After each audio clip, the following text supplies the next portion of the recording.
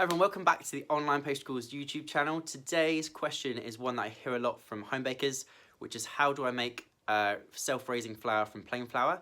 So having any plain flour when the recipe says self-raising is something that makes people kind of run around in a panic like their hair's on fire. It's not normally that bad, but it can be frustrated when you're in the middle of making a Victoria sponge and then bam, you suddenly got to go to the shops and get in the car because you don't have self-raising flour.